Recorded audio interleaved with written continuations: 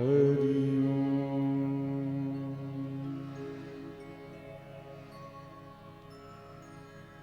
ओम श्री परमात्मने नमः।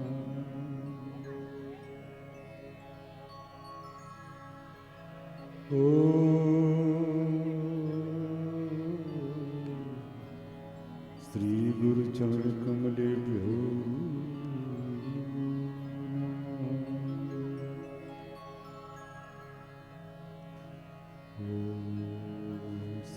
सरस्वती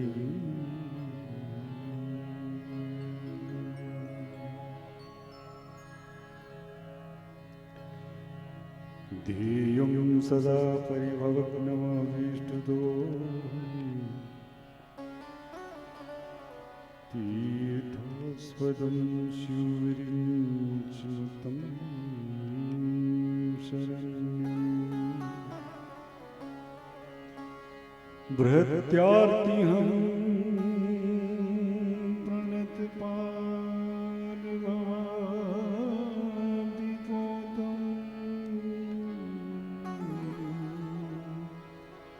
वन्दे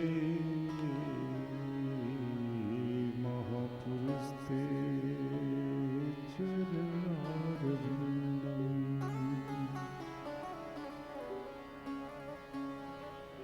बंसी विभूषित करा नवनीर्दामा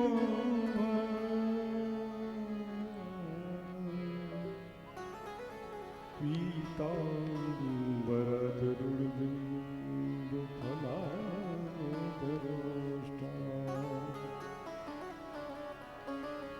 पूर्णेन्दु सुंदर मुखादर नेत्रा कृष्णात् परमं किमपि तत्त्वमहं न जाने।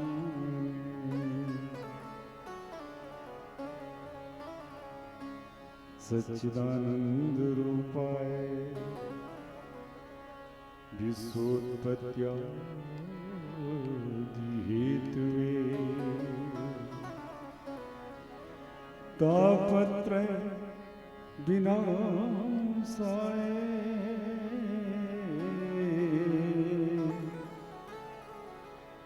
तापत्रय विनाशाय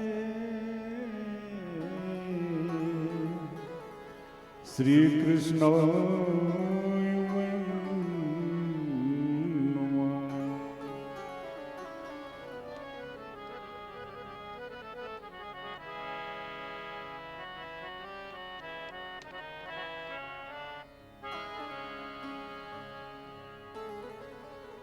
श्री गुरु चरण सरोज रज श्री गुरु चरण सरोज रज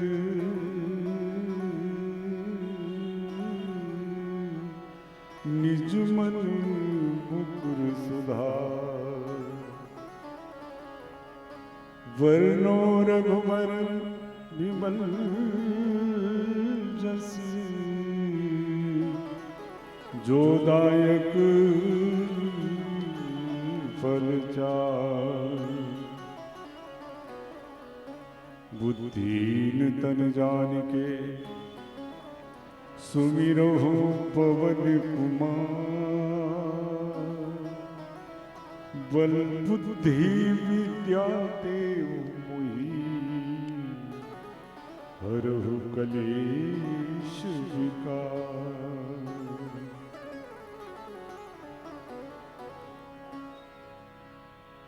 अपने अपने घरन की अपने अपने घरन की अपने अपने घरन की सबका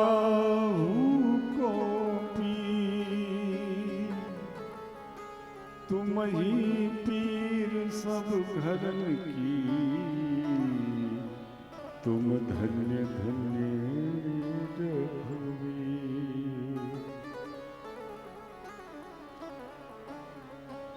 भक्ति भक्ति भगवंत गुरु चतुर नाम बबू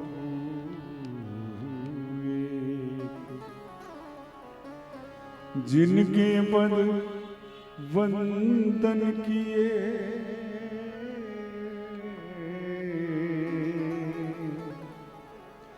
जिनके पद वंदन किए नासत विघ्न बने नासत विघ्न बने नासत विघ्न बने।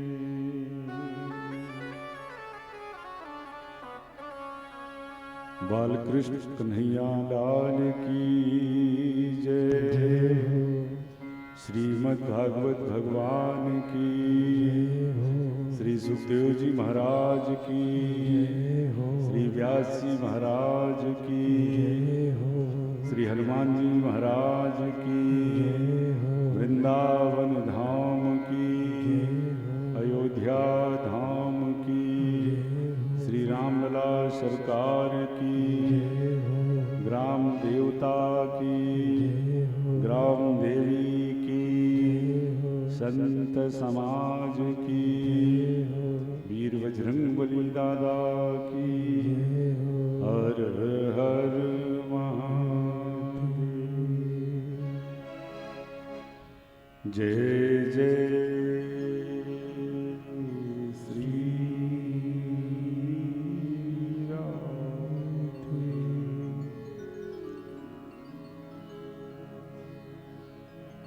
परम मंगल में प्रातपर अखिलेश्वर अकारण करुणा वरमाले कल्पतरु पीतांबरधारी श्री बालकृष्ण लाल की वांगमयी प्रतिमूर्ति श्रीमद् भागवत भगवान के पावन पाद पद्मों में साष्टांग दंडवत प्रणाम करते हुए आचार्य श्री सुखदेव जी महाराज, श्री व्यास जी महाराज का चरण वंदन करते हुए पूज्य गुरुदेव भगवान के चरणों का आश्रय लेते हुए आवाहित समस्त देवी देवजन के चरणों में कोट बारंबार प्रणाम करते हुए पंडाल कक्ष में उपस्थित जनता जनार्दन बाल गोपाल माताओं बहनों का हार्दिक अभिनंदन स्वागत करते हुए आवाहित उपस्थित समस्त वैदिक संत समुदाय को बारंबार प्रणाम करते हुए यहाँ के कण कण को अपने मस्तक पर धारण करते हुए आइए परंपरा अनुसार स्वतः सुखाए सबसे पहले अपने आत्म सुख के लिए अपने इस वाणी को पवित्र करने के लिए सबसे पहले भगवत नाम का आश्रय, तदुपरांत उन्हीं की प्रेरणानुसार उनकी मंगलमयी कथा में हम सभी प्रवेश करेंगे। बड़े ही सौभाग्य का विषय है, विशेषकर मेरे लिए आज के करीब वर्षों पहले बीच बीच में ठाकुर जी की कृपा इस दास के ऊपर होती रही कि इस परम पावन भूमि पे भगवत कथा का गायन और आपको श्रवण का लाभ ठाकुर जी प्रदान करते रहे। आज एक बार वह अवसर पुनः उपस्थित हुआ है।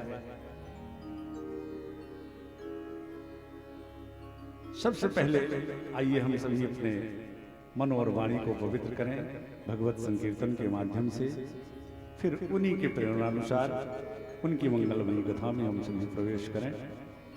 बड़े भाव से भगवत स्मरण कर्तव्य समझ करके नहीं करना चाहिए, भाव से, प्रेम से, खूब भाव से।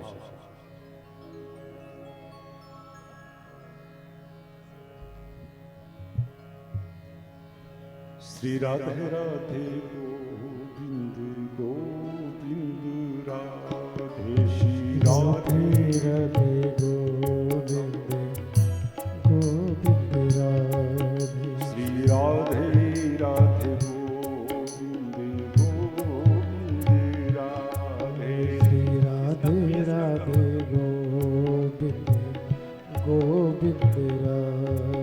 श्री राधे राधे गोविंद गोविंद राधे। श्री राधे राधे गोविंद गोविंद राधे। श्री राधे राधे गोविंद गोविंद राधे। श्री राधे राधे गोविंद गोविंद राधे। गोविंद राधे राधे गोपाल राधे। गोविंद राधे राधे गोपाल राधे। श्री राधे राधे गोविंद गोविंद राधे। श्री राधे राधे गोविंद गोविंद श्री राधे।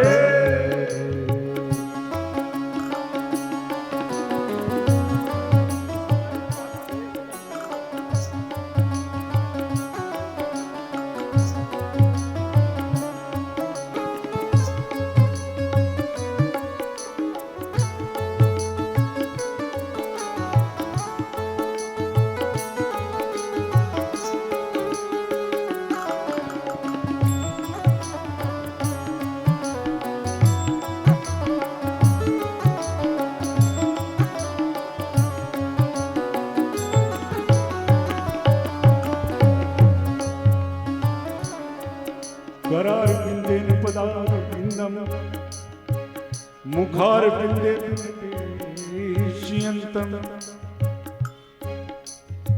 बटस पत्रस पुटे सैनम बालम मुकुंदम स्मरा।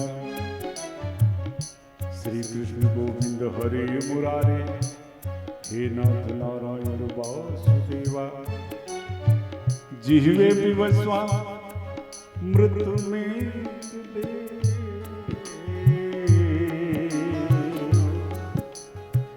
जीवे विवस्वा मृत्यु में दे। गोविंद दामोदर माधवे विक्रेतु कामाक्षित को कन्या मुरारी पादारूपित चित्तवृत्ति दध्यादिकम मोहवसाद वोचर गोविंद दामोदर माधवे। ग्रहे ग्रहे गोपवधू कदम्बा सर्वे मिलित्वा संवादयोगम पुण्यानि नामानि पठन्ति नित्यम्।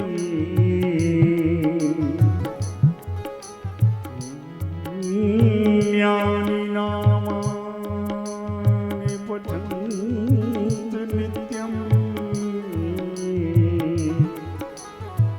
गोविंद दामोदर माधवे। श्री राधे राधे गोविंद गोविंद राधे। श्री राधे राधे जय हो। गोविंद श्री राधे राधे गोविंद गोविंद राधे। राधे सभी गाइए खूब भाव से खूब प्रेम से। गोविंद जिह्वे सदैवं भज सुंदराणि नामानि हराणि समस्त भक्तार्थ विनाशनानि। गोविंद दामोदर माधवे सुखावसाने इदमेव सारम् दुःखावसाने इदमेव गेयम् देहावसाने इदमेव जाप्यम्। गोविंद दामोदर माधवे। श्री कृष्ण राधावर गोकुले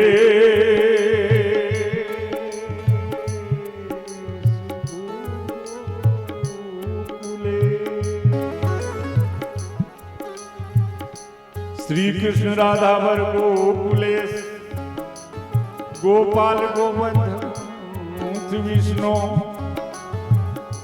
जीवे पिबस्वा मृत में तदेव गोविंद दामोदर माधवी राधे राधे गोविंद गोविंद राधे श्री राधे राधे गोविंद राधे राधे गोपाल राधे गोविंद राधे राधे गोपाल श्री राधे राधे गोविंद गोविंद राधे श्री राधे राधे गोविंद जय हो।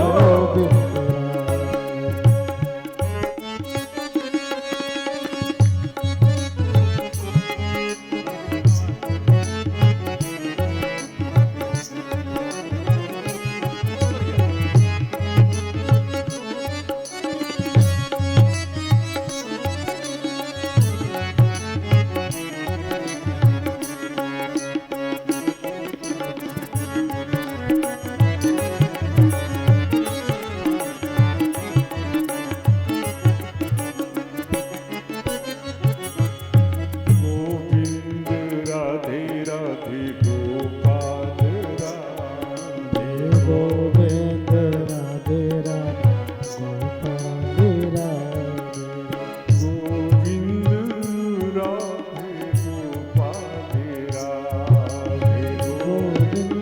राधे गोपाल राधे गोविंद राधे गोपाल राधे गोविंद राधे राधे गोपाल राधे गोविंद राधे राधे गोपाल राधे गोविंद राधे राधे गोपाल गोविंद राधे राधे गोपाल राधे गोविंद राधे राधे गोपाल राधे गोविंद राधे राधे गोपाल राधे गोविंद राधे राधे गोपाल राधे गोविंद राधे राधे गोपाल राधे श्री राधे राधे गोविंद गोविंद राधे श्री राधे राधे गोविंद गोविंद श्री राधे राधे गोविंद गोविंद राधे श्री राधे राधे गोविंद श्री राधे राधे गोविंद राधे श्री राधे राधे गोविंद गोविंद श्री राधे राधे गोविंद गोविंद राधे राधे राधे गोविंद गोविंद राधे गोविंद राधे गोपाल राधे गोविंद राधे गोपाल राधे श्री राधे राधे गोविंद राधे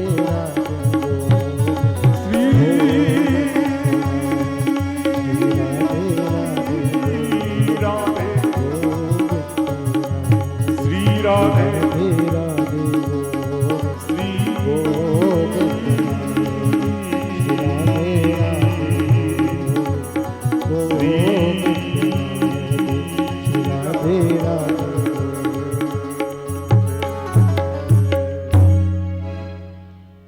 बोलो भक्तवत्सल भगवान की श्री बांके बिहारी लाल की कन्हैया लाल की श्री भागवत भगवान की वीर बजरंगबली दादा की हर हर महादेव।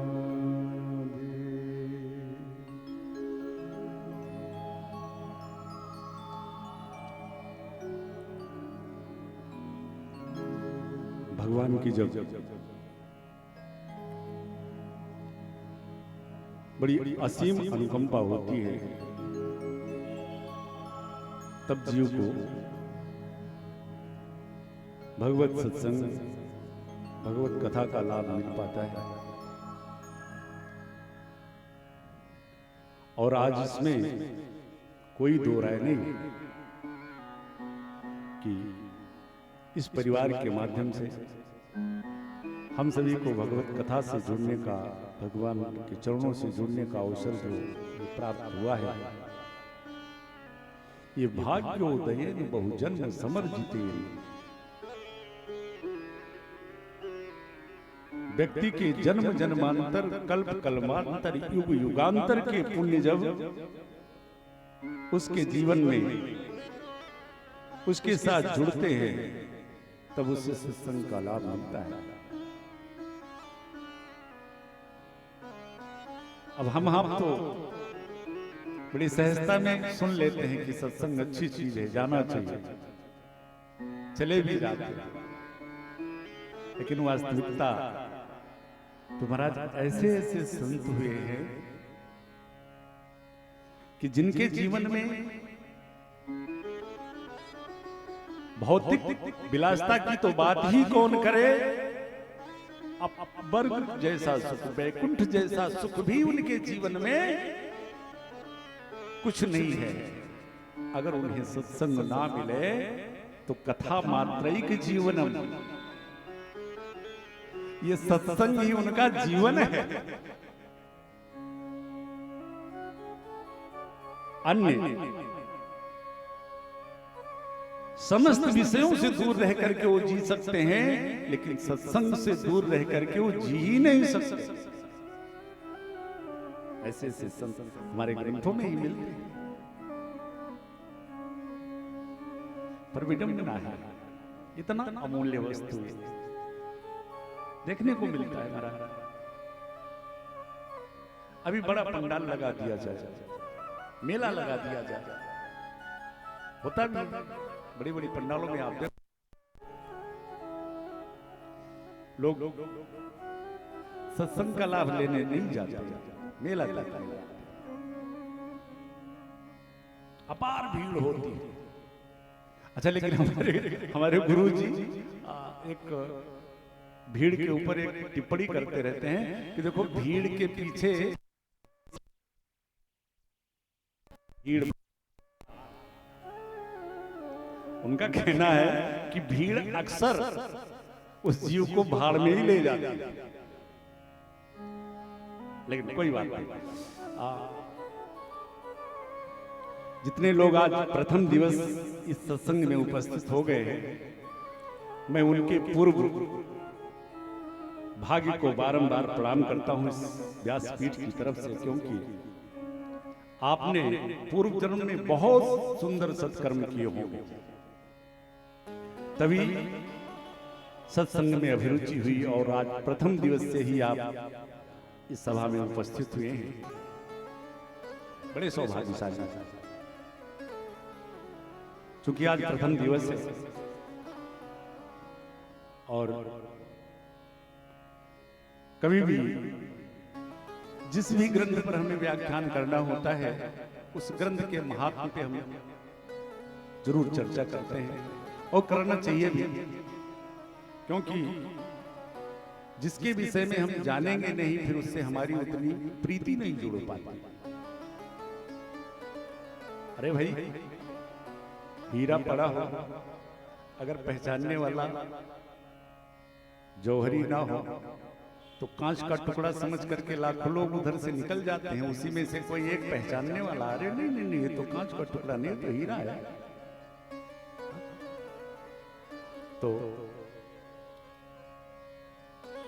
महात्मा परिचय आवश्यक भी है, बहुत विस्तार से नहीं, अति सूक्ष्म तरीके से हम सभी भी चलेंगे, क्योंकि आज थोड़ा सा समय अभाव भी है।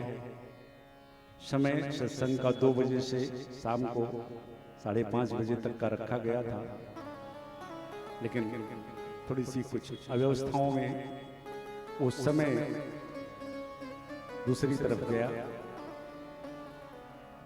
और एक बात और ध्यान रखना चाहिए कि प्रत्येक प्राणी को समय का ध्यान रखना चाहिए।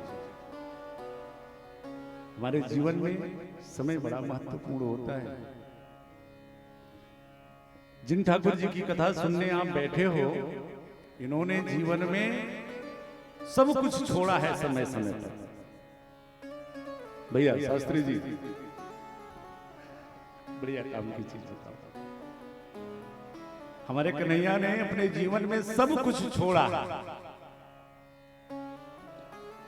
सब कुछ में क्या होता है? धन सबसे पहले आता है। क्यों रवि जी? धन अगर इस भौतिक जीवन में हम सभी तो अर्थ की प्रधानता सबसे पहले हो, लेकिन मेरे कन्हैया ने सबसे पहले अर्थ ही छोड़ा अपने जीवन में। धन छोड़ा, 4 वर्ष के हुए गोकुल छोड़ दिया, 10 वर्ष के हुए वृंदावन छोड़ दिया, 25 वर्ष के हुए मथुरा छोड़ दिया, और 125 वर्ष के हुए तो सोने की द्वारिका। कोई मतलब नहीं, छोड़ा, क्योंकि छोड़ने का समय आया। तो इन्होंने धन छोड़ा, गण छोड़ा, जिन ब्रजवासियों को इतना प्रेम करते थे, मधुमंगल, सुमंगल, श्रीदामा इत्यादि, कि जिनके हाथ का जूठा मूठा भी खाते थे, लेकिन समय आया तो उन्हें भी छोड़ा।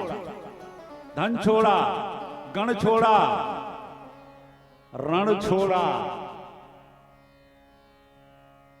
कहते हैं कि रघुकुल रीत सदा चली आई, प्राण जाए पर वचन न जाई, लेकिन अवसर आया तो प्रण भी छोड़ा।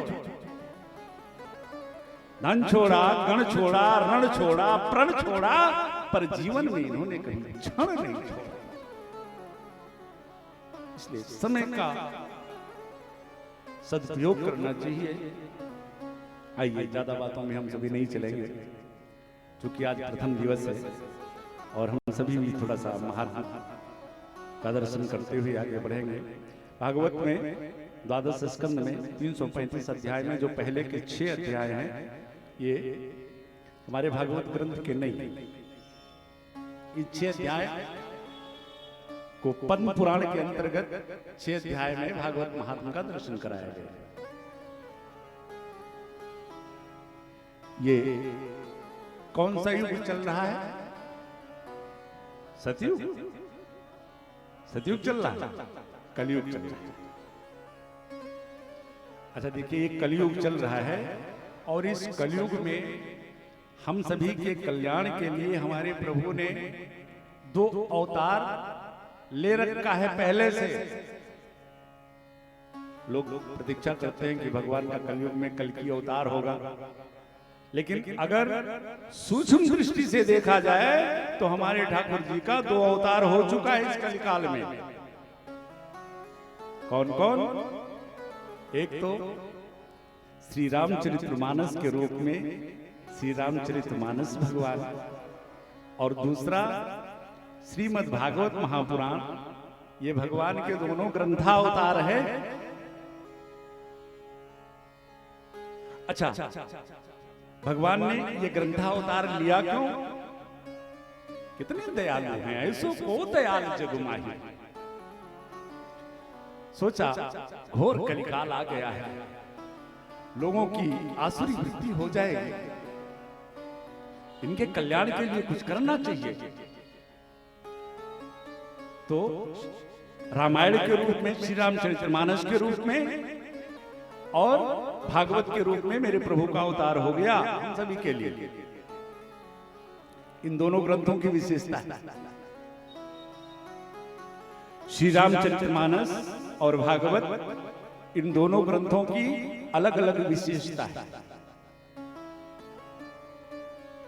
हमारे जीवन में 2 चीज बड़ा महत्वपूर्ण है। एक तो हमारा जन्म और दूसरा हमारा मरण।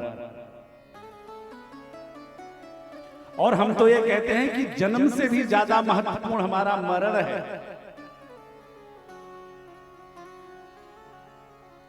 अच्छा, हमारे इस मानव जीवन में जन्म और मृत्यु, ये दोनों बड़े महत्वपूर्ण हैं, और इन दोनों के लिए ही मेरे ठाकुर जी ने एक श्री रामचरितमानस के रूप में और एक भागवत भगवान के रूप में अवतार लिया है, आपका जीवन संवारने के लिए। तो श्री रामचरितमानस के रूप में ठाकुर जी का अवतार हुआ, और आपका मरण संवारने के लिए श्री भागवत भगवान के रूप में मेरे कृष्ण का अवतार हुआ है। आप कहोगे बाबा कैसे? तो मैं आपको बताऊं, जन्म से 84 लाख योनियां हैं और उन 84 लाख योनियों में एक मनुष्य को छोड़ करके बाकी जितनी योनियां हैं, इनके जीवन में एक बार अगर कोई कुत्ते की योनि में चला गया तो जन्म से लेकर के मृत्यु तक कुत्ता ही रहे। ऐसे एक मनुष्य को छोड़ करके गाय, भैंस, बैल, बकरी, सुअर इत्यादि जिस योनि में उस जीव ने जन्म लिया, जन्म से लेकर के और मृत्यु तक उसे उसी योनि में रहना है। एक मनुष्य ही ऐसा है कि जन्म लेने के बाद में मनुष्य बनना पड़ता है। जीवन परमात्मा देता है और जीवन जीने की कला ये तो हमारे ग्रंथों के माध्यम से ही हमें प्राप्त होते हैं। जीवन जीने की कला तो किसी संत महात्मा से ही हमें प्राप्त होता है, जो हमारे श्री रामचरितमानस रामायण के माध्यम से हमें दर्शाते हैं, सिखाते हैं। श्री रामचरितमानस एक ऐसा ग्रंथ है, आपके जीवन में कभी कोई समस्या हो, कोई कठिनाई हो, आपके जीवन में कोई प्रश्न खड़ा हो, हम दावे के साथ कहते हैं कि आपके हर समस्या का समाधान श्री रामचरितमानस में है। आपके हर प्रश्न का उत्तर श्री रामचरितमानस में। तो इस कलिकाल में हम सभी के ऊपर कृपा करके मेरे ठाकुर ने श्री रामचरितमानस के रूप में हमारा जन्म संवारने के लिए उन्होंने अवतार ले लिया और हमारा मरण संवारने के लिए उन्होंने इस भागवत ग्रंथ रूपी ग्रंथ में प्रकट हो गए। आप कहोगे बाबा मरना तो मरना होता है, मरना क्या संवारना, लेकिन असलियत लोग रोज तो मर रहे हैं। मरना ही तो सबसे ज्यादा आसान हो गया है लोगों के लिए। बस्ती से गर्मी के महीने में टेम्पू में बैठे और अगर कहीं भीड़ ज्यादा थी, हलवा पार उतरते ही कोई मिला, अरे भैया मर गए, बड़ी भीड़ थी टेम्पू में, बात में मर गए है ना। तो हमारे पूज्य गुरुदेव भगवान कहा करते थे कि मरब मरब सबको कहे, पर मरब न जाने कोई। मरब मरब सबको कहे, पर मरब न जाने कोई। एक बार असी मर चलो कि फिर ना मरना हो।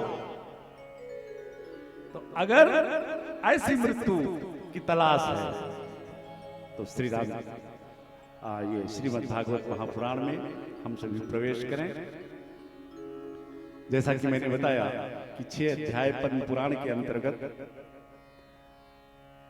जो कि भागवत महात्मा का गायन करते हैं, प्रथम श्लोक में श्री व्यास जी महाराज भगवान का परिचय दे रहे हैं कि जिसके विषय में ये ग्रंथ है उसका वास्तविक परिचय तो सुन लो। श्री व्यास जी महाराज कहते हैं,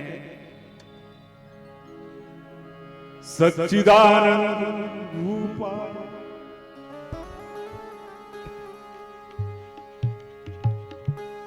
विश्वोत्पत्त्या हेतुवे तापत्रय विनाशाय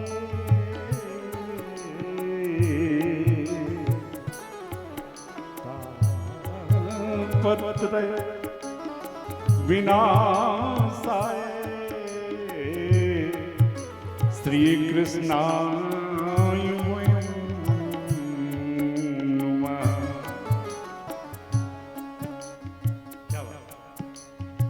बड़ा सुंदर परिचय दिया भैया शास्त्री जी। सच्चिदानंद रूपाय विश्वोत्पत्त्यादि हेतवे। श्री व्यास जी महाराज कितना सुंदर परिचय दे रहे हैं ठाकुर जी का।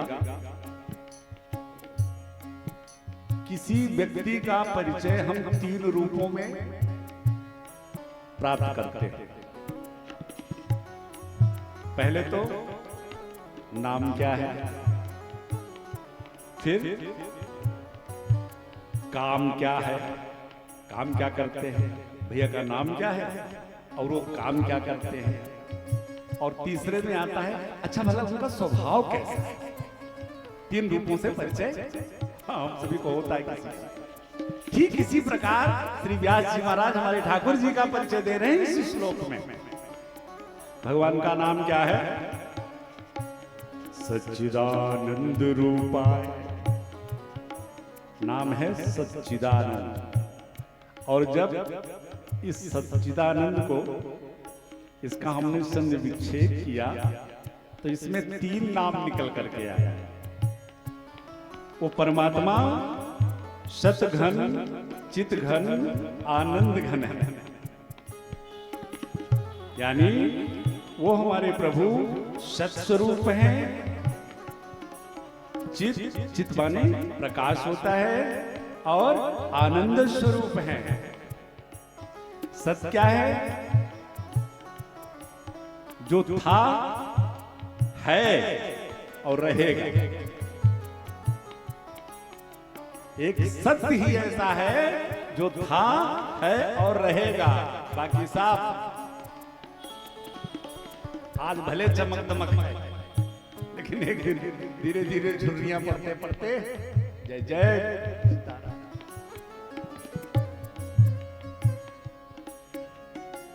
अध्यात्म रामायण की एक छोटी सी कथा हमको याद आई, मैं बताऊंगा। कि सत्य के सिवा और सब मिथ्या है, और जहां सत्य है वही पूर्णता है, बाकी सारे अपूर्ण हैं। झूठ के बल पर थोड़े दिन भले ठाट बनाए जाए, है ना भैया, लेकिन एक दिन वो झूठ जिस दिन पोल खुली तो फिर 2 कौड़ी की। लेकिन कहते नहीं आप सांच में आंच का, पूर्णता तो आपको सत्य में ही मिलेगी। एक सत्यदेव नाम के राजा थे, बड़े ही धर्मनिष्ठ राजा थे। एक बार अपने महल में सो रहे थे, ब्रह्म मुहूर्त में आंख खुली तो देखा एक स्त्री महल से निकल के जा रही है।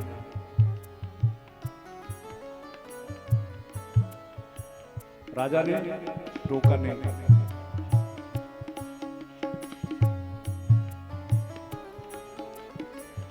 उस नारी ने विचार किया कि महाराज ने हमसे पूछा भी नहीं। आकर के उसने स्वयं कहा महाराज मैं आपके यहां से जा रही हूं, आपने मुझसे पूछा नहीं कि तुम कौन हो। राजा ने कहा तो फिर बता ही दो तुम कौन हो। उस नारी ने कहा महाराज मैं लक्ष्मी हूं, आज तक आपके यहां थी, आज मैं जा रही हूं। राजा ने हाथ जोड़ा, जय श्री राम, जा, बड़े प्रेम से जा। अगले दिन आंख खुली, देखा एक पुरुष महल से निकल के जा रहा है। राजा ने उससे पूछा भाई आप कौन है? कहा महाराज मैं यश, मैं दान। कल आपके यहां से लक्ष्मी चली गई तो दान आप करोगे कैसे? इसलिए मेरी जरूरत है नहीं, मैं भी जा रहा था। राजा ने उसे भी नहीं टोका। अगले दिन एक पुरुष फिर महल से निकला, राजा ने उससे पूछा तुम कौन? उसने कहा महाराज मैं यश हूं, लक्ष्मी है नहीं, दान होगा नहीं तो यश फैलेगा कैसे, इसलिए मैं भी जा रहा हूं। राजा ने उन्हें भी नहीं रोका।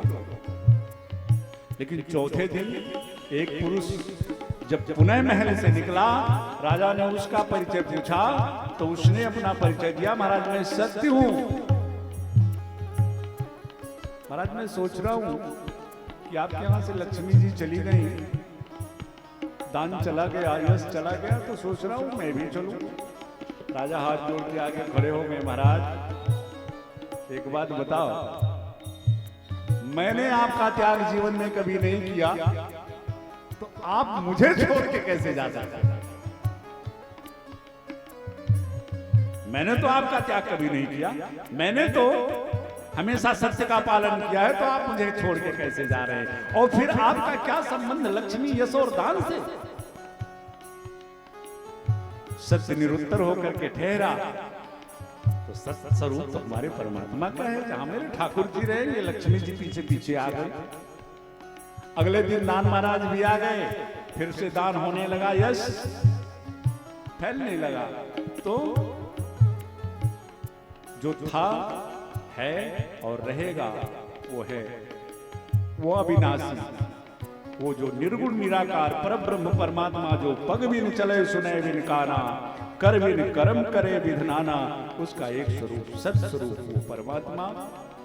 चित्त माने होता है प्रकाश, प्रकाश का अर्थ ज्ञान से भी माना जाता है। ये जो अज्ञान रूपी अंधकार है, इसको मिटाने के लिए मेरे प्रभु ने चित स्वरूप धारण किया, प्रकाश स्वरूप, स्वयं प्रकाश, सहज प्रकाश, प्रकाशक राम। और तीसरी बात जो आनंद की है, मेरे प्रभु आनंद स्वरूप है। जो आनंद सिंधु सुख राशि। छोटी छोटी बातों में लोग कहते हैं, हे भगवान ने बड़ा दुख दे दिया हमको, लेकिन ये एकदम गलत है। भगवान के पास दुख है ही नहीं, वो तुम्हें कहां से दे देंगे? भागवत की कथा आगे आती है, सुनोगे आप। कुंती मैया ने भगवान से दुख मांगा तो हमारे कन्हैया ने अपने हाथ खड़े कर लिया, बुआ ये नहीं दे सकता मैं। क्यों? तू तो भगवान है, तू तो सब कुछ दे सकता है। भगवान ने कहा, बुआ जो आनंद से सुख राशि, उससे तुम दुख मांगो, दुख हमारे पास है ही नहीं, तो मैं दूंगा कहां से? तो मेरे प्रभु आनंद स्वरूप है। कभी कभी लोग आनंद की तुलना सुख से कर लेते हैं। महाराज ये क्या सुख और आनंद ये पर्यायवाची है, लेकिन कदाप बिल्कुल नहीं, जमीन आसमान का अंतर है। सुख सांसारिक वस्तुओं में हमें इस दुनिया में मिल सकता है, लेकिन इस दुनिया में आप आनंद नहीं पाओगे जब तक आप अपने अंतःकरण में स्थापित नहीं होगे, क्योंकि आनंद बाहर की चीज है ही नहीं, वो तो निज लाभ तुष्टा अपने अंदर की चीज है। लोग दुनिया में आनंद ढूंढते हैं, अब जहां जो चीज है ही नहीं वो मिलेगी कहां से? आनंद ढूंढना है तो आओ ईश्वर अपने को पहचानो, क्योंकि वो परमात्मा आनंद स्वरूप है। मैं कह रहा था कि लोग कभी कभी सुख और आनंद को पर्यायवाची मान लेते हैं, लेकिन एक बात मैं आपको बताऊं, दुनिया में कोई भी शब्द आप ढूंढोगे तो उसका विलोम शब्द आपको मिलेगा। जैसे सुख का विलोम शब्द है दुख, लेकिन आनंद का कोई विलोम शब्द आपको नहीं मिलेगा। क्यों? क्योंकि वो तो सहज है, अकेला है। सच्चिदानंद, तो मेरे प्रभु का नाम सच्चिदानंद, 3 रूपों में परिचय दे रहे हैं व्यास जी। अच्छा, कार्य क्या है? विश्वोत्पत्त्यादि हेतवे। अरे भाई, उनका काम इस जगत को बनाना, बनाने के बाद में इसका पालन करना और समय आने पर इसका संहरण करना, ये तो उनका काम है। अच्छा महाराज, नाम भी बड़ा सुंदर है और काम तो कुछ नहीं किया है, लेकिन अब स्वभाव